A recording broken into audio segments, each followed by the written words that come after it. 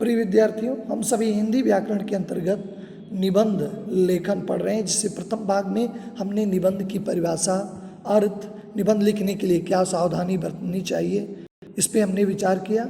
आज हम निबंध के एक भाग वर्णनात्मक निबंध कैसे लिखे जाते हैं एक उदाहरण के द्वारा समझने का प्रयास करेंगे। तो आइए हम सभी समझने का प्रयास करते हैं वर्णनात्मक निबंध किसे कहते हैं। वर्णनात्मक निबंध में स्थान, किसी स्थान का वर्णन होगा, वस्तु का होगा या दृश्य का होगा, क्रमबद्ध रूप से वर्णन किया जाता है।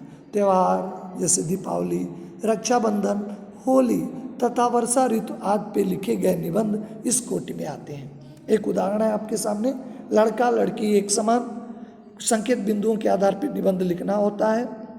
देखिए, निबंध ही विचार होते हैं व्यक्ति के, यानी हमारे समाज में आज भी कितना परिवर्तन हो गया है, लेकिन जो है लड़का लड़की में हम जो आज भी समाज में अंतर देखा जाता है। लड़का होने पे ज़्यादा खुशी होती है, लड़की होने पे लोग निराश हो जाते हैं, कम खुशी होती है। कैसी भावना है लोगों के अंदर कि इस तरह का भेदभाव करते हैं, जबकि संवैधानिक अधिकार भी मिल चुका है कि सभी लोग एक समान हैं, लड़का लड़की एक समान है। क्योंकि निश्चित तौर पे एक गाड़ी के दोनों पहिया होते हैं और जब तक दोनों पहिया व्यवस्थित नहीं होते हैं तब तक गृहस्थी की गाड़ी आगे नहीं बढ़ती है। तो निश्चित तौर पे हमें कहीं भी भेदभाव नहीं करना चाहिए। किसी भी जगह पे निबंध, एक वर्णनात्मक निबंध के माध्यम से हम देखने का प्रयास करेंगे, जिसमें कुछ बिंदु हैं। प्रस्तावना, प्राचीन काल में देखेंगे नारी की क्या स्थिति थी, आधुनिक काल में यानी वर्तमान समय में नारी की क्या स्थिति है, नारी में अधिक मानवीय गुण हैं, मध्यकाल में नारी की क्या स्थिति है और पुरुष की क्या सोच है, और फिर कंक्लूजन यानी उपसंहार पे चर्चा करेंगे। तो आइए सबसे पहले प्रस्तावना। किसी भी निबंध लिखने के लिए इंट्रोडक्शन यानी प्रस्तावना बहुत ही महत्वपूर्ण भूमिका होती है, क्योंकि प्रस्तावना ही हमारे मन में जिज्ञासा लाता है और हम सभी निबंध को अंत तक यानी कंक्लूजन, उपसंहार तक पढ़ने के लिए प्रेरित होते हैं। तो प्रस्तावना पे हम देखें, इसकी प्रस्तावना इस प्रकार है।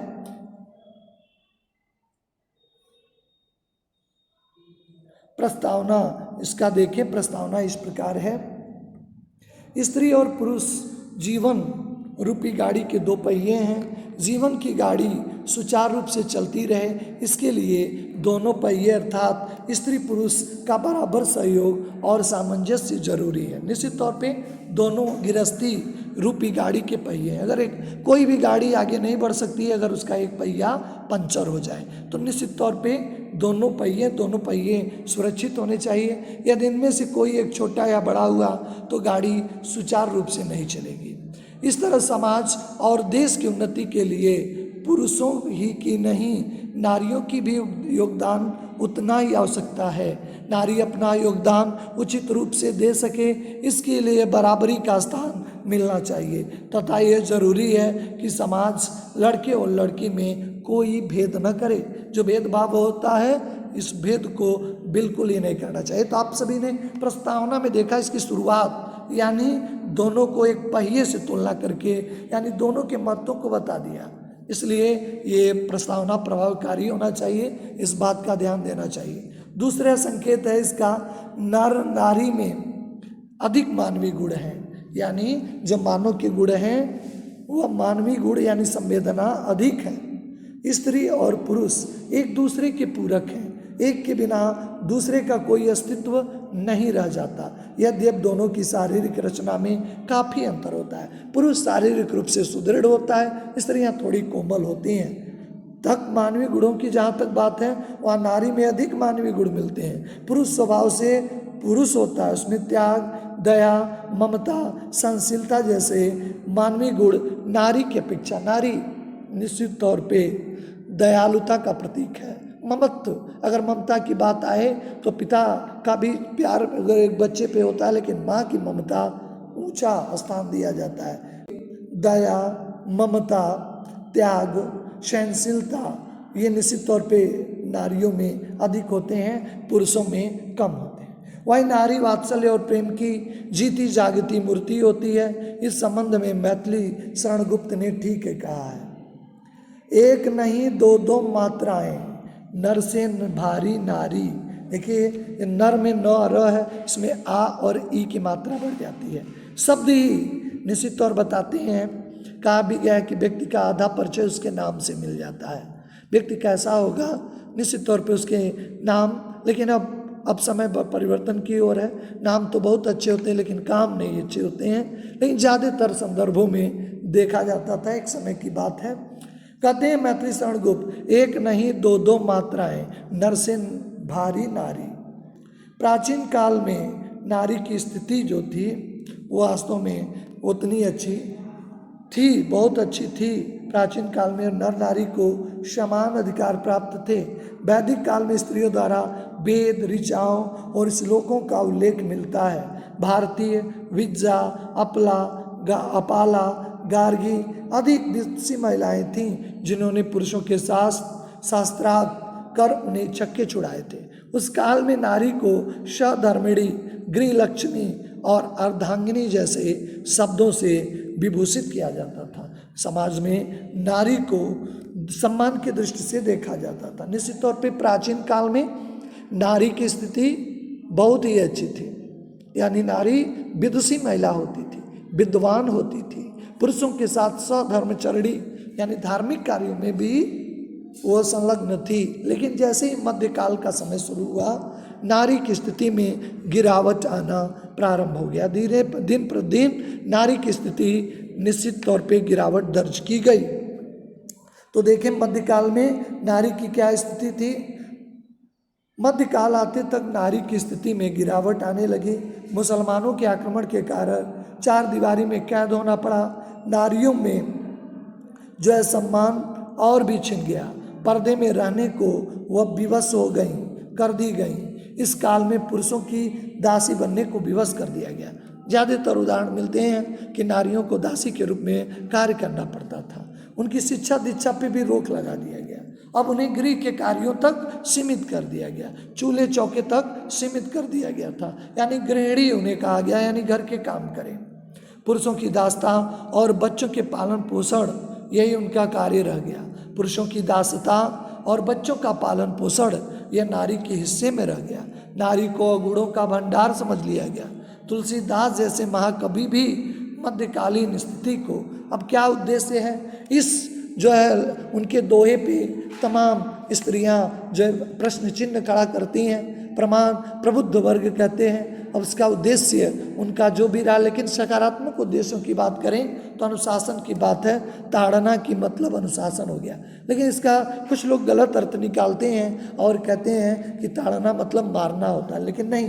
तुलसीदास जैसा महान विद्वान ऐसा नहीं कर सकता है, ऐसा उसकी सोच हो ही नहीं सकती। ढोल गवार शूद्र पशुनारी ये सब ताड़न के अधिकारी।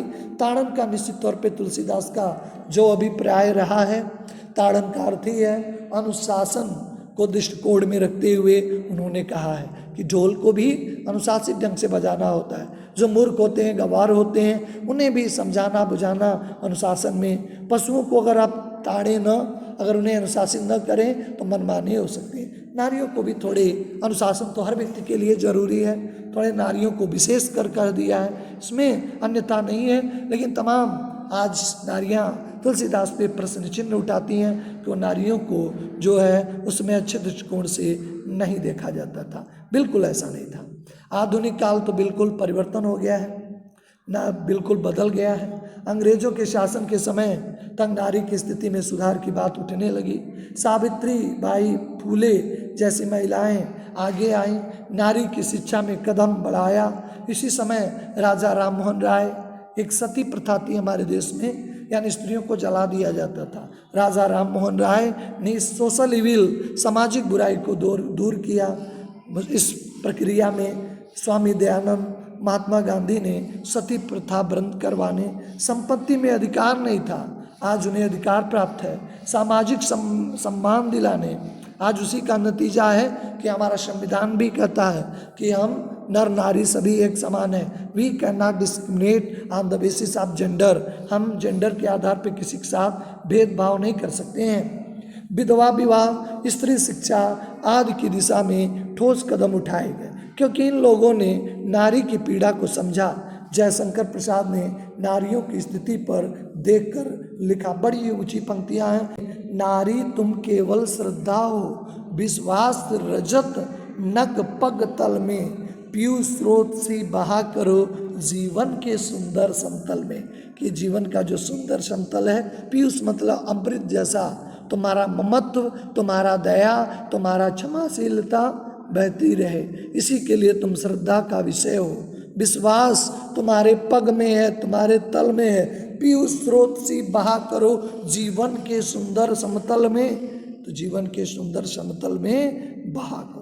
एक अन्य जगह पे नारियों की थोड़ी भावुकता भरी बातें लिखी गई हैं। अबला जीवन हाय तुम्हारी यही कहानी, आंचल में दूध आंखों में पानी। निश्चित तौर पे बड़ी ऊंची बात है। अबला स्त्रियों को आधुनिक समाज में भी आज उन्हें निसहाय समझा जाता था, लेकिन धीरे धीरे आधुनिक समय, वर्तमान समय में स्त्रियां अपने अस्तित्व की लड़ाई लड़ते हुए आगे बढ़ रही हैं। उसी को, उनकी दशा और संघर्षों को देखकर कहा गया अबला जीवन, कि अबला जीवन है नारियों का हाय, तुम्हारी अबला कमजोरी है, तुम्हारी कहानी है। आंचल में दूध है, बच्चों के लिए पोषक है, और आँखों में पानी है। हमेशा तुम्हारा जीवन आँखों में दुख में बीता है। बड़ी ऊंची बात कही गई है। निश्चित तौर पे यहाँ पे स्वतंत्रता के बाद नारी की दिशा में ठोस कदम उठाए गए, उनके अधिकारों के लिए कानून बनाए गए। शिक्षा के कारण पुरुषों के दृष्टिकोण में भी बदलाव आया।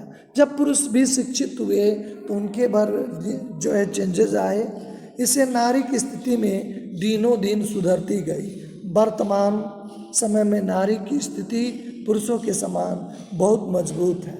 वह हर कदम पे पुरुषों के साथ कंधा से कंधा मिलाकर चल रही है, चाहे वो शिक्षा का क्षेत्र है, आप देखिए प्रोफेसर है, या आपके जो तमाम जो है पत्रकार हैं। आप न्यूज़ चैनल देखें तो महिलाओं की एक बाढ़ सी है, यानी हर चैनल पे बिना महिला आप देखेंगे बहुत सारी महिलाएं न्यूज़ एंकरिंग का काम करती हैं। चाहे वो उड़ान का क्षेत्र है, पायलट बनने का काम है, सैन्य रक्षा का क्षेत्र है, चाहे राजनीति का क्षेत्र है, चिकित्सा का, उड़ियन का, राजनीति का, सभी क्षेत्रों में कोई ऐसा क्षेत्र नहीं है जहाँ पे नारी पहुँची न हो। नारी की स्थिति और पुरुषों की सोच, समाज में जैसे जैसे पुरुषों की सोच में बदलाव आया है, नारी की स्थिति बिल्कुल बदल गई है। कुछ समय पूर्व तक कन्याओं को माता पिता और समाज का बोझ समझा जाता था। भ्रूण यानी कन्या हत्या यानी अजन्मी कन्याओं के बोझ से छुटकारा पा लेता था, उसे धरती पर लाया ही नहीं जाता था। ये स्थिति सामाजिक समानता और लिंगानुपात के कारण खतरनाक होती जा रही थी, पर सरकारी प्रयास और पुरुषों की सोच में बदलाव के कारण अब स्थिति बदल गई है। लोग अब लड़कियों को बोझ नहीं समझते।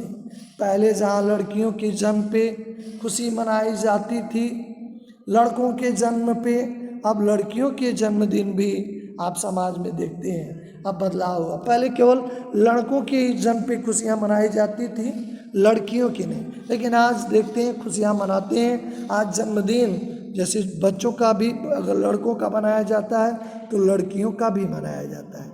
हमारे संविधान में स्त्री पुरुष को समानता का दर्जा दिया गया है। अभी भी समाज को अपनी सोच में उदारता लाने की ज़रूरत है। निश्चित तौर पे हमारे समाज को बदलने की ज़रूरत है, उदारता लाने की ज़रूरत है। समझना चाहिए कि सब सृष्टि, सब निर्माण के एक प्रकृति के एक अंग हैं और प्रकृति ने दोनों को बनाया है, इसलिए हमें भेदभाव नहीं करना चाहिए। उपसंहार, कंक्लूजन, घर, परिवार, समाज और राष्ट्र की प्रगति की कल्पना नारी के योगदान के बिना सोचना हवाई बातें रह जाएंगी। अब समाज को पुरुष प्रधान सोच में बदलाव लाना ही होगा।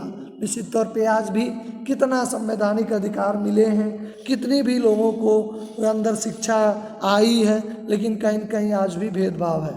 महिलाओं को बराबरी सम्मान देना चाहिए। लड़का लड़की एक समान, ये सोच होनी चाहिए। पैदा कर जो है लाने की शुरुआत करनी चाहिए। इस तरह अपने लड़का लड़की एक समान, जो हमारे समाज में आज भी भेदभाव है। आज भी तमाम महिलाएं जिनकी केवल कन्या ही हैं, उन्हें ताने झेलने पड़ते हैं अपने परिवार में, उन्हें हे दृष्टि से देखा जाता है।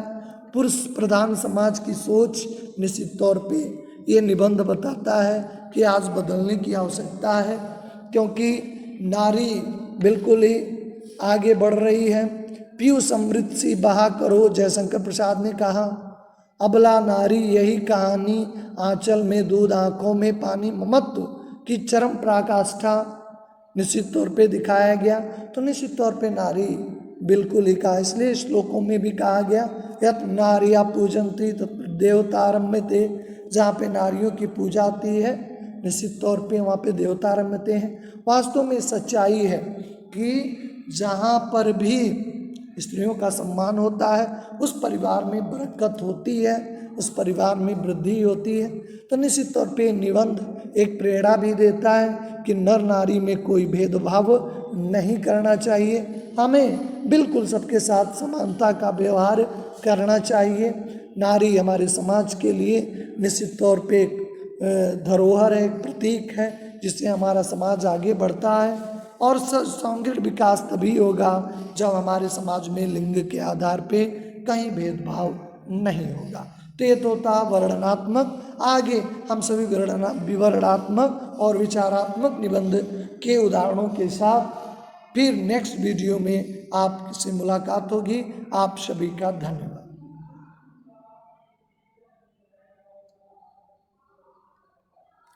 हिंदी उत्कर्ष चैनल को आप लाइक और सब्सक्राइब करें ताकि आपको नई वीडियो का अपडेट मिलता रहे और आप अपने ज्ञान का अर्जन करते रहें।